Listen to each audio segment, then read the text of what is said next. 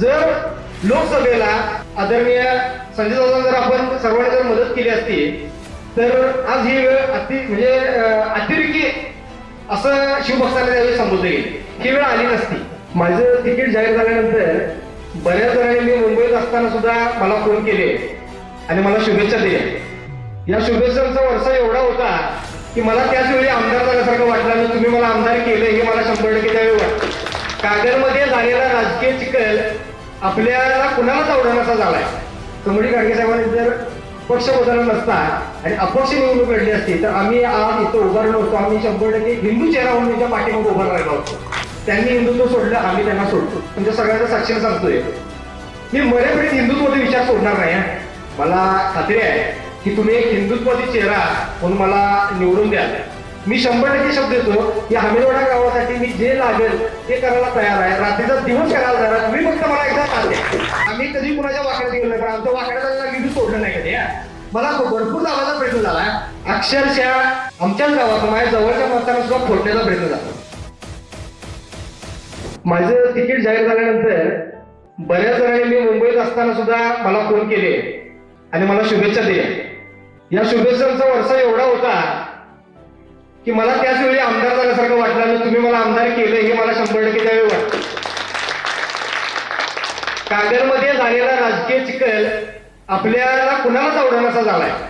कारण की कोण कोणत्या पक्षात आहे कुणालाच काय समजणार झालं. महायुती कशाला म्हणायचं, महाविकास आघाडी कशाला म्हणायचं हेही पण कुणाला लक्षात येणार नाही. कारण की सामान्य माणसाला अजून सुद्धा काल रात्रीचा मी सगळा प्रचार आठवून हसूरबंद आम्ही येत होतो आणि जेवणासाठी थांबलो. एकच प्रश्न होता, महायुती का महाविकास आघाडी. पण महाविकास आघाडी म्हणजे कोण आणि महायुती म्हणजे कोण. म्हणजे सामान्यांची कुठे दिशाभूल करायचा, कुठे युती आघाडी करायच्या असं प्रकार सध्या आता महाराष्ट्रात चाललाय. महाराष्ट्र नवनिर्माण सेना असा एकमेव पक्ष आहे जो फक्त आणि फक्त तुमच्या सर्वांच्या जीवावर हे सध्याचं राजकारण करतोय, सामाजिक कारण करतोय आणि ही निवडणूक लढतोय. मागच्या वेळी जर बघायला गेलं तर एक हिंदू चेहरा म्हणून सर्व हिंदुत्वादी पक्षांनी आणि हिंदुत्वादी संघटनांनी पुन्हा आज इथं टीका टिप्पणी करणार नाही, पण हे बोलणं अतिशय गरजेचं आहे म्हणून बोलतोय. मागच्या वेळी हिंदू चेहरा म्हणून आम्ही राजे समर्जित गाडगे साहेबांना मदत केली. आम्हाला दुसरं काय म्हणायचं नव्हतं, फक्त आणि फक्त हिंदू चेहरा आम्हाला पाहिजे होता. त्यामुळे आम्ही राजे साहेबांना मदत केली आणि साहेबांनी ऐन निवडणुकीच्या तोंडावर पक्ष बदलायला नको होता, कारण की शरद पवार गटात ते जायला नको होते. आम्ही त्यांना रिक्वेस्ट पण केली. आमचे विनायकजी आवळे आहेत, विनायकजी आवळे साहेबांच्याकडे आम्ही निरोप पाठवून दिला होता, साहेब तुम्ही पक्ष बदलू नका, कारण हिंदुत्वाच्या सगळ्या संघटना आपल्या सोबत आहेत आणि एकत्र आम्ही काम करू. यावेळी समजा जर साहेबांनी म्हणजे एकत्रित कमोडी गाडगे साहेबांनी जर पक्ष बदलला नसता आणि अपक्ष निवडणूक लढली असती तर आम्ही आज इथं उभारलो नसतो. आम्ही 100% हिंदू चेहरा म्हणून त्यांच्या पाठीमागे उभा राहिलो असतो. त्यांनी हिंदुत्वादी मतांची प्रतारणा केली, त्यांनी हिंदुत्व सोडलं, आम्ही त्यांना सोडतो. मध्यंतरी कागलमध्ये ज्यावेळी राजे समर्जित सिंह गाडगे साहेबांनी ज्यावेळी शरद पवार गटात प्रवेश केला त्याच्यानंतर सर्व हिंदुत्वादी संघटना, हिंदुत्वादी पक्ष या सगळ्यांची मिटिंग झाली. सगळ्यांचा एकच विषय होता की बाबा मागच्या वेळी आम्ही यांना डोक्यावर उचलून घेतले आणि हे आता तिकडे गेले. आमचं काय, आमच्याच हाताने आमचा गळा आपण आवळून घ्यायचा. सगळ्यांची संभ्रम अवस्था होती आणि त्यातनं एक निर्णय झाला की 5 नावं आली आणि आपल्याला ही निवडणूक लढवायचं हे ठरलं. आणि अट एकच होती, हिंदुत्वादी पक्ष पाहिजे आणि हिंदुत्वादी उमेदवार पाहिजे, विषय संपला. मग बऱ्यापैकी इथल्या ज्या संघटना आहेत त्या संघटनांनी राजसाहेब ठाकरेंकडे मागणी केली आणि त्यातनं ही माझी उमेदवारी फायनल झाली. मी आज या सर्व म्हणजे सगळ्यांच्या साक्षीने सांगतोय मी मरेपर्यंत हिंदुत्वादी विचार सोडणार नाही.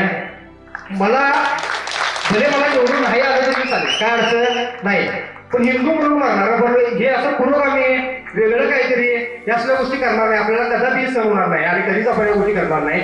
आणि हिंदुत्वादी संघटनेने ज्यांनी मला पाठिंबा दिला, ज्यांनी मला मदत केली त्यांच्यासोबत मी अहोरात्र काम करणार. त्यांच्या प्रत्येक प्रश्नासाठी मी झगडत राहील, त्याच्यासोबत प्रत्येक वेळी मी खांद्याला काम करेन. विशालगडवर झालेलं प्रकरण तर आपल्या सगळ्यांना माहिती आहे. काही जणांनी तो वेगळ्या अँगलला दाखवण्याचा प्रयत्न केला. काय झालं, आज सेन्सिटिव्ह वातावरण आहे त्यामुळे आज या स्टेजवर हा विषय बोलणार नाही. पण एवढं सांगतो, शिवभक्तांचे जे गुन्हे दाखल झाले ते चुकीचे झाले. जर लोकसभेला सदाशिवराव मंडलिक साहेबांच्या मुलग्याला म्हणजे आदरणीय संजय दादा जर आपण सर्वांनी जर मदत केली असती तर आज ही वेळ म्हणजे अतिरेकी असं शिवभक्तांना त्यावेळी संबोधले गेले. ही वेळ आली नसती आणि शिवभक्तांवर गुन्हे दाखल झाले. अक्षरशः 3-3 महिने आमची पोरात जेलमध्ये होती. ह्या आणि सर्वसामान्य शेतकरी पोरं होती आणि त्याला खरं म्हणजे त्यांची परिस्थिती अतिशय नाजूक आहे. त्या गोष्टी कसं आहे मी सांगायला म्हणाला काहीतरी भावनिक सांगायला नाही, पण वास्तव आहे आम्ही त्यांचा जामिनासाठी प्रयत्न केला. अजून सुद्धा काही शिवभक्त आहेत ते अजून सुद्धा अडचणीत आहेत, त्यांचा अजून जामीन झालेला नाही. सांगायचा अर्थ एवढाच आहे, आमची मदत घ्यायची आणि काही निवडणूक झाली की हिंदू मताची प्रतारणा करायची एवढं सगळं साधं आहे. हे कुठेतरी थांबायला पाहिजे, नाहीतर आमची पुढे जर असं बघितलं हा धर्म टिकणार नाही. आणि यासाठी मी आज तुमच्या सर्वांच्या साक्षीने आज उभारलो. मला खात्री आहे की तुम्ही एक हिंदुत्वादी चेहरा म्हणून मला निवडून द्या, ही मी अशा तुमच्यासमोर बाळगतो. दुसरी गोष्ट बघायला गेलं हमीदोडा गावासाठी काय केलं असं सुद्धा काही लोकांनी फेसबुकवर कॅम्पेनिंग चालवलं. तर मला सांगायचं आहे, मला फक्त एकच सदस्य म्हणून माझ्यासोबत निवडून आले एकच सीट आम्हाला मिळाली. एक सीट मिळाल्यानंतर आम्ही 80 लाख रुपये निधी मंत्रालयाचा मंजूर करून आणला. संबंधित इथले आमदार हसन मुश्रीफ साहेबांचं एकही पत्र आम्हाला लागलं नाही. विदाऊट पत्राचा आम्ही निधी मंजूर करून आणला. दुसरी गोष्ट बघायला गेलं तर आतापर्यंत जे रस्ते झाले नव्हते ते रस्ते आम्ही केले. ज्या गटारी ज्या आम्ही केल्या त्या जुन्या दगडाच्या होत्या, दगडाच्या ज्या गटरी मागच्या एरडगेला होत्या त्या आम्ही यावेळी आरसीजी केल्या. म्हणजे जे कामं व्हायला होती ती कामं केली. झालेलीच कामं डबल 2 वर्षात एकदा केली नाही ना, हे सुद्धा नोटीस करण्यासारखा विषय आहे. कारण की बऱ्याच इथं जे आपण चाललंय आपल्या विधानसभेत एक कुठेतरी यादी काढली जाते कोपऱ्यापासून किंवा रस्ता करायचा आहे. मग तो रस्ता काय होतोय त्या पुढाला वाटतंय म्हणून तो रस्ता ते होतोय. कारण की काय आज आमच्या ग्राउंडचा विषय बघितला, ग्राउंडला निधी आला, निधी गेला, योग नाराज आहे. पण कुठे तेवढं कुठं नाराज झाले. आज माझं म्हणणं आहे की तुम्ही नाराज झाला की नाही, आज नाराज दाखवण्यासाठी तुम्हाला चान्स आहे. मी 100% शब्द देतो या हमीदवाडा गावासाठी मी जे लागेल ते करायला तयार आहे, रात्रीचा दिवस करायला तयार आहे. तुम्ही फक्त मला एकदा साथ द्या. अक्षरशः माझ्याच काही मित्रमंडळीकडून इतर पक्षातल्या ह्या गावातल्या माझं खच्चीकरण करायचा प्रयत्न झाला. मायबाप जनतेनं मला त्यातनं सावरण्याचा प्रयत्न केला, मला मदत केली, मला फोन केले, मला आधार दिला. ज्यावेळी मला तिकीट माझं जाहीर झालं त्यावेळी त्यांना वाटत होतं की बाबा हा निवडणूक लढणार नाही, आमदारी लढणं हे कुणाचंही काम नाही. अशा सगळ्या गोष्टी झाल्या.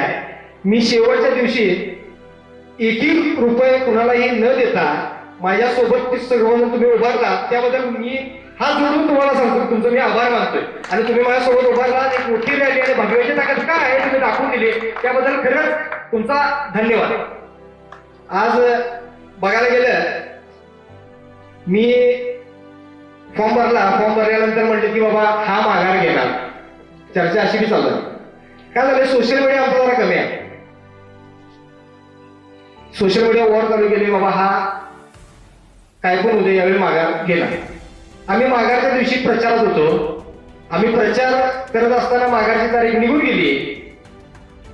आमचा जोरात प्रचार चालू होता आणि ज्यांनी माझं असं सांगणं आहे ज्यांनी कॅम्पेनिंग रॅली केले गेले की आम्ही माघार घेणार, माझा प्रचार जोरात चालू होणे म्हणजे माझ्या प्रचाराला यायचं आणि तुमच्या साहेबांना सांगायचं की हे जे चालू आहे हे बंद करायचं. कारण की कसं आहे फक्त आणि फक्त सोशल मीडियावर जास्त असेल कुठल्याही सामान्य माणसाला जर तुम्ही दाबत असाल तर हे बरोबर नाही. आम्ही कधी कुणाच्या वाकड्यात गेलो नाही, पण आमच्या वाकड्याला मी सोडलं नाही कधी.